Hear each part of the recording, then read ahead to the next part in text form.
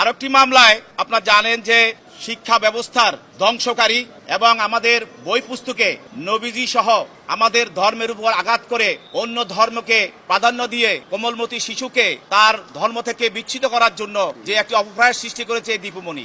এই দীপুমণি আপনারা জানেন যে সে চাঁদপুরে সে এবং তার ভাই ওই এলাকায় যে অত্যাচার করেছে এবং নিপীড়ন করেছে এবং সেখানে বালুমহল থেকে যে দখলদারি করেছে গত তারিখে তাকে যখন আদালতে আনা হয় তখন হাজার হাজার চাঁদপুরবাসী এই এলাকায় ভিড় করে। ওই দীপুমণি তাকে 4 দিনের রিমান্ড পর আজকে তাকে বাড্ডা থানা মামলা নাম্বার 4/8/24 তাকে গ্রেপ্তার দেখানো হয়। এই বাড্ডা থানায় আপনারা জানেন যে গত 19/7/24 তারিখে বাড্ডা পুঁজি টাওয়ারের পাশে ভিকটিম সুমন শিকদার পুলিশের গুলিতে নিহত হয় এবং তার পিতা বাদী হয়ে মামলা করে। এই মামলার 1 নম্বর আসামি শেখ হাসিনা, 2 নম্বর আসামি আসাদুজ্জামান কামাল এবং এই আসামি দীপুমণি, এছাড়াও বসুন্ধরার চেয়ারম্যান আব্দুস সোবাহান এবং তার ছেলে আনবির সোবাহান, তারা ওই হত্যা মামলার আসামি। এই মামলায় তদন্তকারী কর্মকর্তা 10 দিনের রিমান্ড চেয়ে বিজ্ঞ আদালতে প্রার্থনা করেন এবং বলেন যে এই আসামিরা প্রাথমিক তদন্তে এই মামলার সঙ্গে জড়িত মর্মে তারা তথ্যপত্র পেয়েছে এবং এই আসামিকে আরও জিজ্ঞাসাবাদ করা প্রয়োজন। এই মামলার সঙ্গে, এই হত্যার সঙ্গে কারা জড়িত, কারা ইন্ধনদাতা এবং কারা ষড়যন্ত্রকারী, এটা তাদেরকে বের করতে হবে। এই জন্য এই আসামিকে রিমান্ডে নেওয়া প্রয়োজন। তার পক্ষে তার আইনজীবীরা রিমান্ড বাতিলপূর্বক জামিনের প্রার্থনা করেন।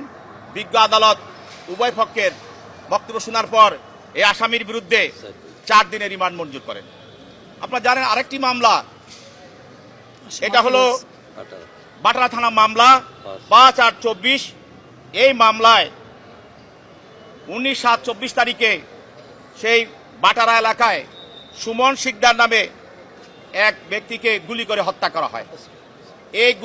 এই হত্যা মামলায় সাবেক আওয়ামী সরকারের অবৈধ সরকারের আসম চিফ হুইপ আসম ফিরোজ, এই আসম ফিরোজ আপনারা জানেন 16/7 তারিখেও সে এলাকা গিয়ে জনগণকে একত্রিত করার চেষ্টা করেছিল, তার দলের কর্মীদের একত্রিত করার চেষ্টা করেছিল এবং আন্দোলনরত ছাত্র জনতার উপরে সেই আক্রমণ করে। তাদেরকে এই আক্রমণ করার ফলে এলাকার মানুষের রোষানলে পড়ে সে পালিয়ে ঢাকা চলে আসে এবং সে এই আন্দোলনকে স্তম্ভিত করার জন্য, আন্দোলনকে থামিয়ে দেওয়ার জন্য সরকারের উচ্চ মহলের সঙ্গে তারও ষড়যন্ত্র থাকার প্রমাণ পাওয়া যায়। সেই জন্য এই হত্যার সঙ্গে এই আসম ফিরোজ প্রত্যক্ষ এবং পরোক্ষভাবে জড়িত এবং প্রাথমিক তদন্ত কর্মকর্তা এর তথ্য প্রমাণ পেয়েছেন এবং তাকে আরও জিজ্ঞাসাবাদ করার প্রয়োজন। এই হত্যার সঙ্গে কারা জড়িত, কাদের কুপরামর্শে, কাদের ষড়যন্ত্রে কিভাবে হত্যাটা সংঘটিত হলো তার জন্য জিজ্ঞাসাবাদের প্রয়োজন এবং তিনি 10 দিনের রিমান্ড প্রার্থনা করেন। তার পক্ষে আদালতে উপস্থিত আইনজীবী তার রিমান্ড বাতিলপূর্বক জামিনে প্রার্থনা করেন। বিজ্ঞ আদালত উভয় পক্ষের বক্তব্য শুনে এই আসামির বিরুদ্ধে 7 দিনের রিমান্ড মঞ্জুর করেন। আমরা সাংবাদিক ভাইয়ের কাছে একটি কথা বলতে চাই, আমরা চাই ন্যায় বিচার, আইনের শাসন। এখানে যারা আসামি হয়ে আসবে তাদের আইনের সহায়তা পাওয়ার অধিকার আছে। সেই জন্য প্রত্যেকটি মামলায় আমরা চাচ্ছি যে আসামি পক্ষে আইনজীবীরা থাকুক, তারা তাদের পক্ষে যুক্তি তুলে ধরুক। সেই হিসাবে আপনারা দেখছেন যে প্রতিদিন যে আসামিদেরকে আনা হচ্ছে তাদের পক্ষে আইনজীবী আছে এবং তারা আইনের সহায়তা দিচ্ছে।